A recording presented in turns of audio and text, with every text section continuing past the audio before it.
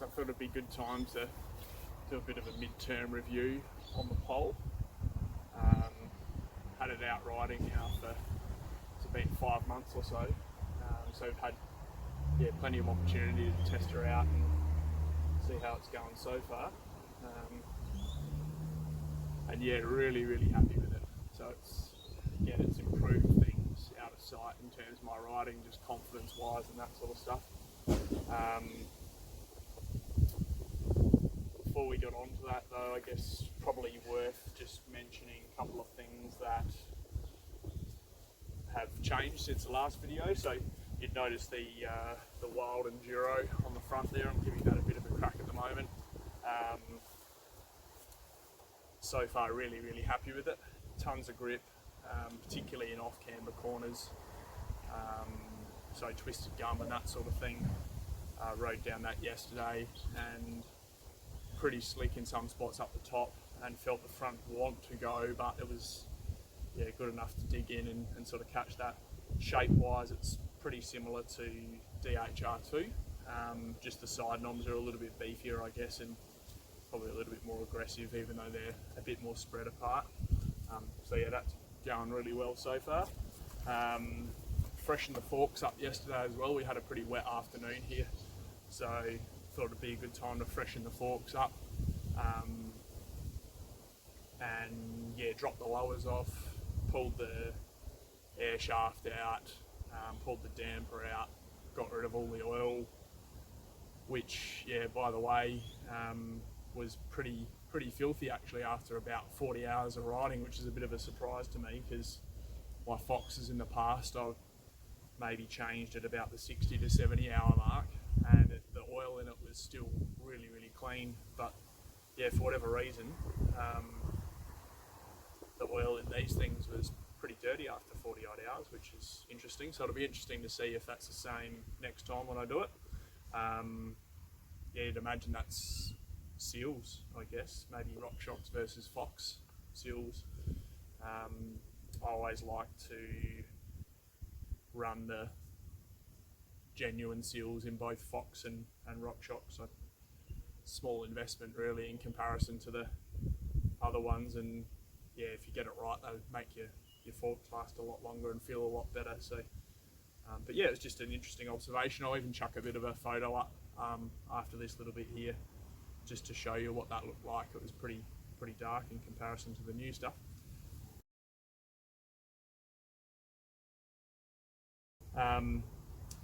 But that air shaft, that 2019 Debonair air spring is just amazing on this, and particularly after a bit of a service, that suppleness off the top is just insane.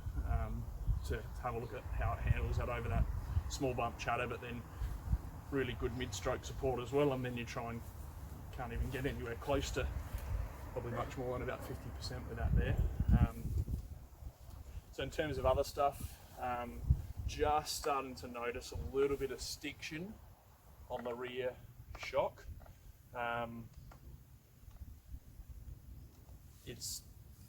not quite sure what that is. It doesn't really matter to be honest anyway, because this week I've got a Cane Creek inline coil coming, which I'm going to whack on it. I've toyed with the idea of having a coil on the back and was thinking about the DVO Jade, more so from a usability and serviceability perspective. It's so easy to tweak, but apparently these Cane Creeks are really good in terms of fitting with this particular frame, and then also just being able to get a decent life. They had a few issues with the older ones, but the newer ones, when I was doing my research, has come along really nicely. What else? Everything else is going pretty well. Still haven't needed to pop a new chain on yet, which is pretty cool. In the past, I've probably around this part or a few months earlier, a couple of months earlier rather, would have had to put a new chain on. It's still not quite at that point yet.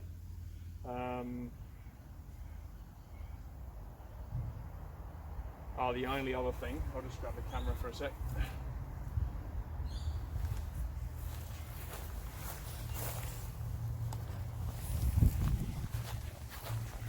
is the rear wheel. So coming down Horsnell Gully, probably a couple of months or so ago now, I reckon, the Stan's flow copped a huge whack with a baby head and took it back to Chris at Whippets and got him to work his magic on it, but it's still pretty out of true. It's holding nicely. Initially, he trued it and I tried to keep it true by adjusting tension and stuff, and just didn't end up working because you'd have that one or two spokes that would just come undone all the time, and then you'd end up having them half wound out and the true would go anyway. So I sort of went for tension over true, and you can sort of see what I mean if I hold this up here.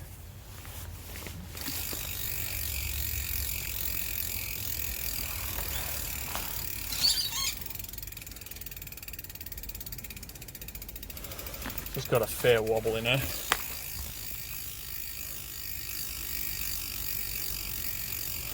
But it's still holding nicely, so I'm in a couple of minds as to what I'll do with it, whether I'll go back to a flow again or whether I might go try an EX511 DT Swiss. I know the 471s are good, but I just wouldn't mind keeping that bit wider rim profile for wider tyres at the rear. The other thing as well that I've popped in it too is a Cushcore, sorry, not a Cushcore, a nuke-proof ARD. So a rim insert, which is that was sort of just after I had the rim ding. So yeah, who knows whether that would have helped it or not. It was a massive big baby head, and I think it just caught on the side of the tyre and flicked up into the rim. So it wasn't a square edge. It was more something hitting up into the rim, I think. So other than that, in terms of times and that sort of stuff, I've continued to improve PBs massively. Had our first gravity enduro round of the season, or first couple so far. The first round was at Fox Creek, which I ride really regularly, and this thing just bombed.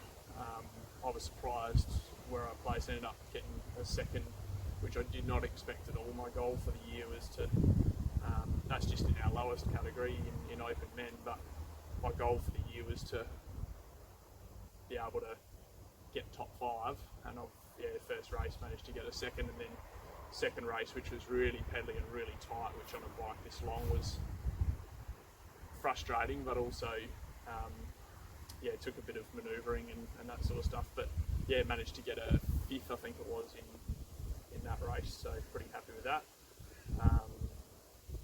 Just a case of continuing to keep riding and improve over time, I guess. If the weather holds this week, I might even end up doing our inside line round on it as well. They've got the Fox Long track at Fox Creek, so pretty keen to give that a go, or my first downhill race a go as well.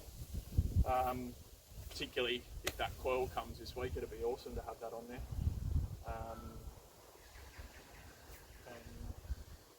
Other than that, really happy. It's served me well so far. Just keep it going. It's really good bike, rate it massively, and no doubt it'll help me to continue to improve my skills.